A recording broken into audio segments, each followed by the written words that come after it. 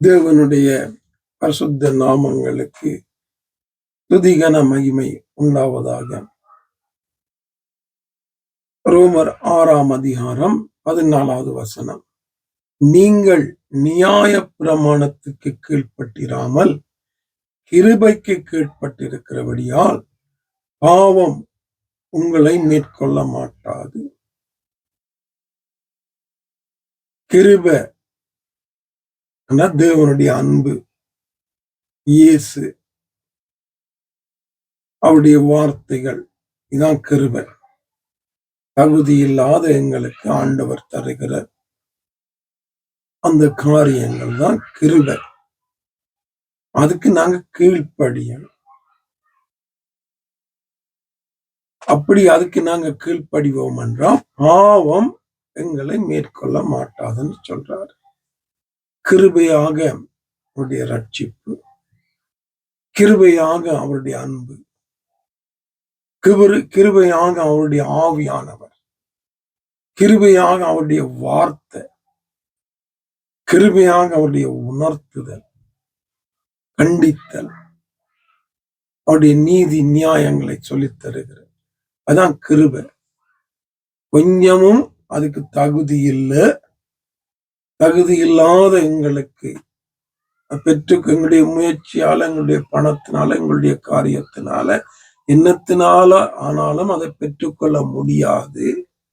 அப்படிப்பட்ட நிலைமையில இருக்கும்போது ஒன்றும் நாங்க கொடுக்காதபடி இலவசமாய் எங்களை அது தேடி வருகிறது. அதான் அந்த கிருபை. அப்ப அந்த கிருபைக்கு நாங்க என்ன செய்யணும்?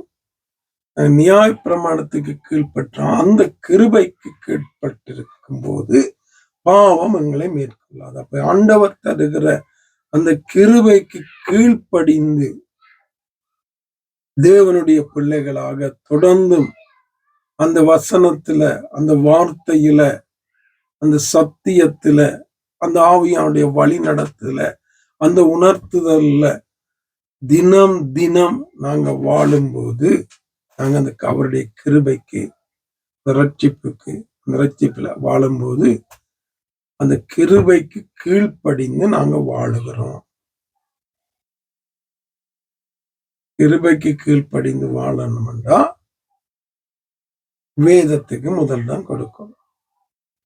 வேதம்தான் அந்த கிருபையை எங்களுக்கு கற்றுத்தரும், சொல்லித்தரும்.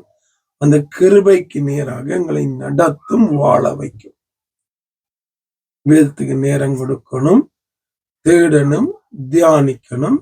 அதன்படி ஆவியானவர் பேசுகிறபடி, உணர்த்துகிறபடி, கண்டிக்கிறபடி நாங்க வாழத்தணும்.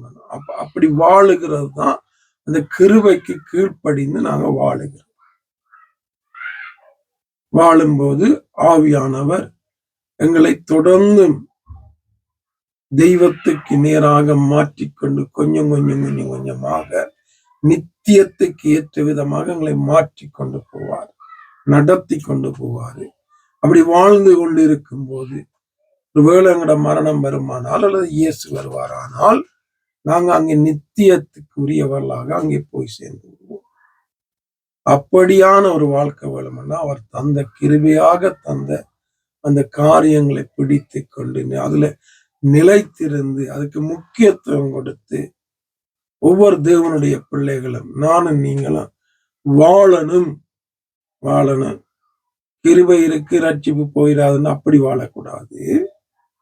கிருபை இருக்கு, நான் என்ன பாவம் செய்தாலும் நான் தேவனுடைய பிள்ளைன்னு அப்படி வாழக்கூடாது. அந்த கிருபை என்ன, அந்த கிருபை அவர் தந்த கிருபை என்ன என்பதை விளங்கி அதை பிடித்து கொண்டு அதை தக்க வைத்துக் கொண்டு அதன்படி வாழணும். வாழும்போது நிச்சயமாக நானும் நீங்களும் நித்தியத்துக்குள்ளே பிரவேசிப்போம் என்பதுல ஒரு சந்தேகமும் கிடையாது. ஆவியானவர் தொடர்ந்து உங்களை வழி நடத்துவாராக. ஆமென்.